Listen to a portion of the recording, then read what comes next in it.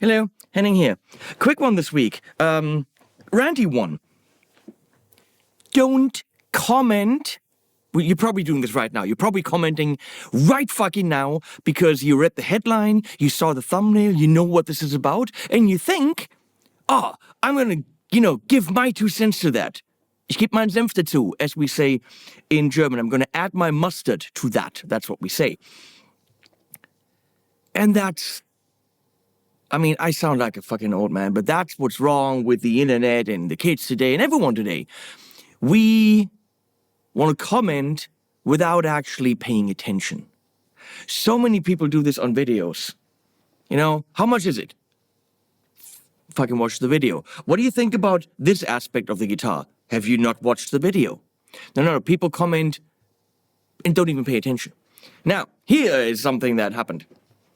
I made a video about that I blew up the modified plexi that I got from Marshall. And I made a warning about assumptions about load boxes and these amps. I never, I think, said that the load box was responsible for breaking the amp. So now Two Notes is getting questions about, hey, does the Captor X blow up my amp? No, it doesn't. Fryette's getting questions. Does the power station break my amp? Of course it doesn't. I said at the back of a Captor X it says 100 watt. And I assume that 100 watt amp, that's compatible and you can crank it up. And yes, you can. The load box is fine. The Red 7 load box, the Amp Central Evo that I used, was fine. After hours of a cranked 100 watt, literally completely cranked to max plexi, the load box was fine. I never said the load box broke the amp. I just said I was stupid assuming I could take a 100 watt plexi, crank it for hours into a load box that was rated for 100 watts. Even if the load box had been rated for 200 watts, because the amp puts out more than 100, which, you know what, I didn't know. And by me sharing that with some of you, you were like, oh, I didn't know. And you know what, we already won. We already won that video informed some of you that a 100 watt amp actually puts out more than 100. And many of you are saying, how can you review gear and not know that? Because I studied music, not gear. I never, ever told anyone I know anything about electronics. And I think I've said this 100 times, 1,000 times. I made this very clear. I made an idiot of me in the video saying I didn't know shit, and that's why I'm sharing things with you. So what I said in that video was, by assuming everything is fine, and by not actually being in the room with the amp, with the cab, you kind of attempted to do things that you probably wouldn't do if you were actually next to a 412 cab. You probably would not crank a plexi all the way up because you would die. So these load boxes put you into a sense of security by saying, oh, 100 watt, I crank it up. And it is secure for the load box. It is technically secure in terms of the load for the amp. I did not say any load box broke anything because they don't. However, running any kind of equipment at its most power, flooring a car non-stop, for hours, if there's anything in that equipment that can possibly fail, that is not perfect, it might fail at prolonged use like this, right? And that's what happened in the amp. One of the tubes was not behaving 100% perfectly. Under normal circumstances, that would have never popped up, but running it for 2 or 3 hours at full blast, which you would never do with a cab. But with a load box, you're kind of thinking, hey, it's not so loud. I didn't feel that it was all running at max because I was sitting here securely, having it at nice level, because the load box allows me that. That's what brought the amp to fail. I might have said something wrong about RMS and sine wave, and who gives a flying rat's ass, okay? Bottom line, what I said in that video is, if you're running something like a non-master volume 100 watt amp at full blast, which you shouldn't do ever. And the bands that did that back in the day, they had techs and they were replacing the tubes probably every night, right? That it's a good idea to take breaks. Now, whether sine, RMS, whatever numbers of wattage, who gives a flying rat's ass? The bottom line was, take breaks when you do that. It's safer for all the equipment to cool down again. Because at high temperatures, it doesn't behave the same way as it is when it's, when you just turn it on. And Stephen Fryette made a video, and he did everything right in that video by using my stupid face in the thumbnail, capitalizing the title, and making it look like he's yelling at me and I'm an idiot and making me the bad guy. He's all wrong and Henning Pauli's an idiot. Okay? Well, that's what you do in the internet. You do thumbnails that bring people in. You do titles that bring people in if you want people to watch. And he was good at it. You know what he also did? Because he's my friend, he asked me before he did it. This was a ploy. This was, we want to get this right information to more people. Henning, you had one or two little things about numbers and terms that are not relevant to the basic message, by the way. The basic message is still, don't, take breaks. So he asked me. And then before he posted, he even said, do you want to watch it? I'm like, no, you're my friend. I trust you. I trust you to throw me under the bus the right way. Which he did. He did it perfectly. And you know what? After 40-something minutes, his message was, what did he say? Yeah, don't run your amp for 4 hours at full blast. Take breaks. So the basic message in my video, which was not technical, take breaks. Not because load boxes are bad, but they will heat up, the amp will heat up. At maximum everything, something is about to fail somewhere, right? If there's any kind of point of failure in any kind of equipment, like a tube that's not 100% perfect and only 98%, those 2% will come into play at those maximum values. And he said nothing different. He literally said exactly the same thing. But now you read the comments under my video because people are coming from his video to my video and you're all wrong and RMS and blah, blah, blah. So what people do is they don't watch my video. They don't watch me saying, don't run your amp endlessly at full blast, take breaks. And Stevie's saying, don't run your amp endlessly, take breaks at full blast, right? It's the same message. We're in agreement on that. We're not in any way disagreeing. We're friends. I told him, go ahead with the video. I trust you. Make fun of me. I trust you. But people are not watching his video to the end. People are not watching my video to the end. They will watch his video, see the title, and the title looks like Stephen Fryette thinks I'm an idiot.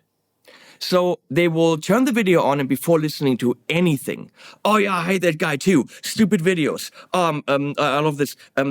Henning's got a great talent to make very good gear sound horrendous. Keep watching though.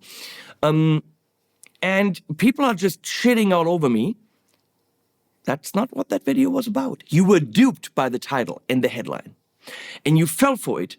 And you went along with it, didn't watch it, didn't listen. No, that's too much brain power to ask for. You just went into the comments and shit all over me. Then you came to my video, and without watching it, you shit all over me in the comments there. As you would if that was in return. Has nothing to do with me. It's just people want to look at a headline and immediately add their opinion without actually checking what it's about. So that is something that happens on Facebook a lot or any social media. You see the headline, politician X did this or celebrity Y did this. And then you go and you shit all over it in the comments. You just hurl your opinion in there. And then what? you might not know what the article is about because you just reacted to a picture in the headline and you threw up all over it. That's the problem.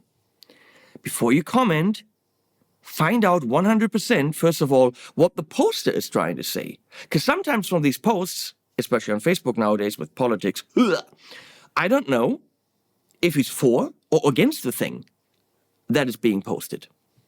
And then I go I'm trying to find out what the stance of the poster is. Then I will try to find out what the thing is actually about, not because of the stupid headline, but because of what's behind it.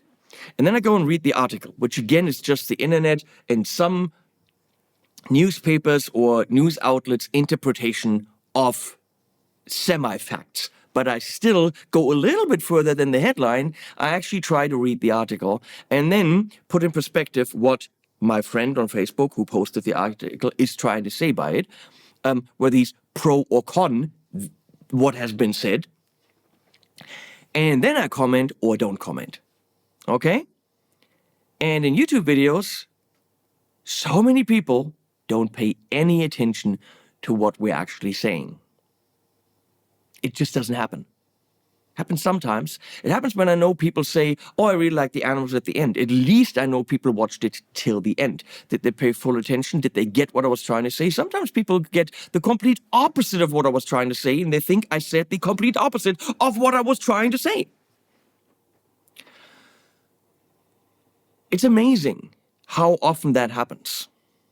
Okay? It's really amazing. So, do I have to be ultra careful now whether I say locking tuners should be on there or they shouldn't? Do I have to be massively careful whether I say RMS or whatever? I mean, shouldn't the main message be there? The main message that I tried to convey, which was, with a load box, you're not in the room with a cab. So it's easy to dial things in that might be bad for the equipment. Bad for the load box? Never said that. The load box was fine. I didn't break the load box. Bad for that amp? In that case, yes. Add sustained times and volumes. Can that happen to your amp? It could. Will it happen? Might not. That amp had one tube that behaved a little bit differently. But by having the option to crank it that loud, because I was using load boxes, whatever brand, made me push the amp too far. That's the takeaway. And when you watch Stephen Fryette's video, that's exactly the same takeaway. We are in full agreement. He's just backing it up with correcter numbers, which also could be argued. Because other people told me, well, he wasn't fully correct there. Who gives a shit? The bottom line is, don't overdo it. That's all we were trying to say. We're in complete agreement. And then you read the comments, oh, Henning's an idiot. Oh, what an ass. He was completely wrong about this. And he gave wrong information. How can he give wrong information to guitar players? He doesn't know anything about gear. Yeah. When saying I blew up my amp because I was dumb, what do you think that means? Yeah, it's an admission that I didn't know what I was doing. Of course. And yet, I take my stupidity, share it with you, so you don't make the same mistakes. Stephen's a good friend. He asked me before he made the video, any backlash that I'm getting, I'm fine with.